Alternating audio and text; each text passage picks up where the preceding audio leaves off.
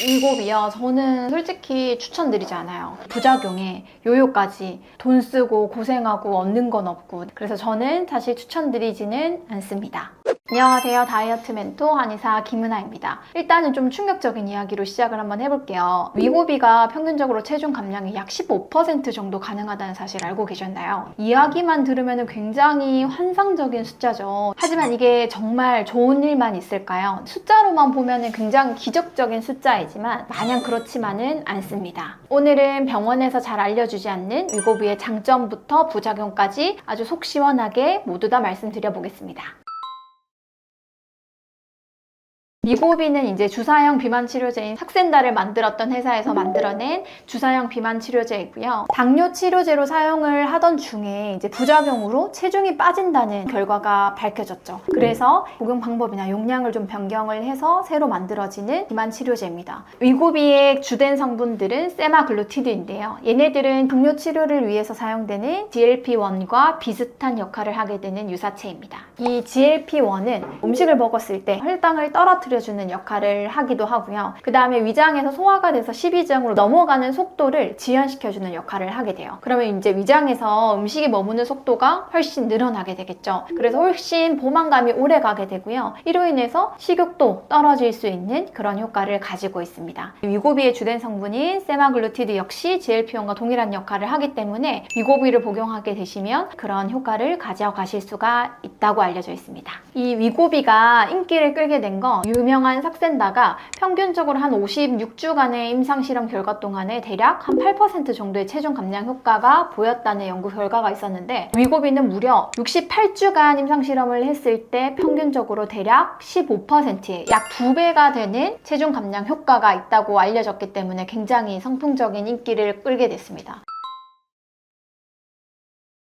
식품의약품안전처에 따르면 모든 사람들한테 권장하는 것이 아니라 특정 성인 환자군이 체중을 감량하기 위해서 혹은 체중을 유지하기 위해서 칼로리를 줄여주고 이제 대사를 높여주는 역할로 사용할 수 있다라고 고시되어 있는데, 이 특정 성인 환자군이라고 하면 BMI가 30 이상이시거나 혹은 BMI가 27에서 30 사이이면서 고혈압이나 당뇨 같은 질환이 동반될 때 권장한다라고 알려져 있습니다. 그냥 체중 감량하는 것을 목적으로 위고비를 사용한다, 이러면 이제 맞지가 않는 거죠. 이 위고비 역시나 부작용에서 자유로울 수가 없는데요. 식약처에서 알려진 바에 의하면 복통, 설사, 변비 등과 같은 위장 기능과 관련된 부작용들이 가장 흔했고요. 뿐만 아니라 두통이나 어지러움과 같은 부작용도 보고가 되고 있습니다.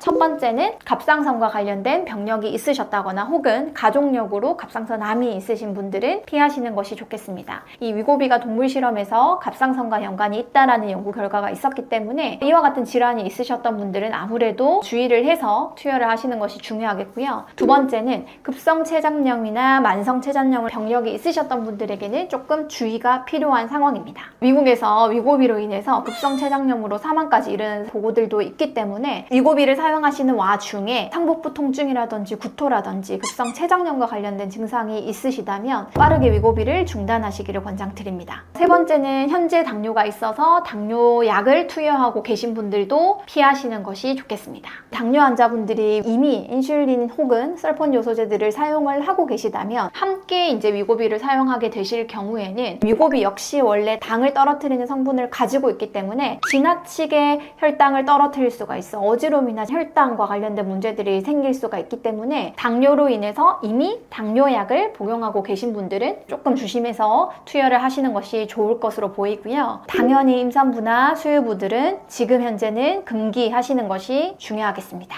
또 약으로 인해서 무언가를 다 해내시려는 분들, 나는 아무것도 조절하지 않을 예정인데 그냥 위고비만 사용하면 살 15% 빠진대, 위고비가 모든 걸 다 해결해 줄 거야 라고 생각하시는 분들도 피하시는 것이 좋다고 생각이 듭니다.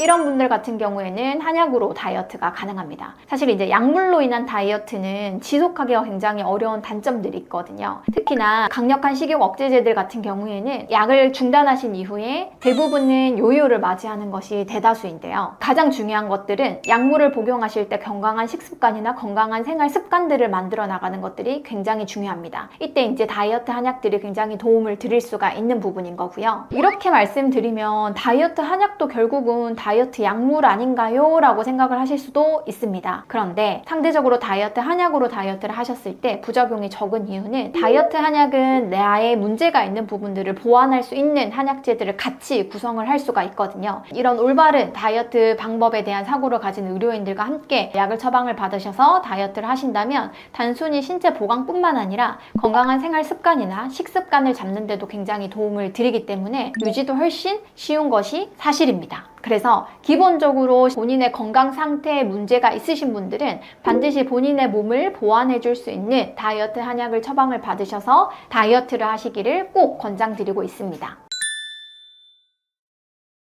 오늘은 위고비에 대해서 말씀드렸습니다. 제가 오늘 강조드리고 싶은 부분은 위고비가 만병통치약이 아닙니다. 건강한 생활 습관이나 건강한 식습관을 만들어내시지 않는다면 어떤 비만 치료제들도 전혀 도움이 되시지 않을 거라는 부분들을 꼭 강조드리고 싶습니다. 오늘 제 설명이 위고비를 고민하시는 분들께 도움이 되셨으면 좋겠고요. 저는 늘 여러분들께서 안전하게 제발 요요 없이 건강하게 다이어트를 하셨으면 좋겠다는 마음입니다. 지금까지 다이어트 멘토 한의사 김은하였습니다.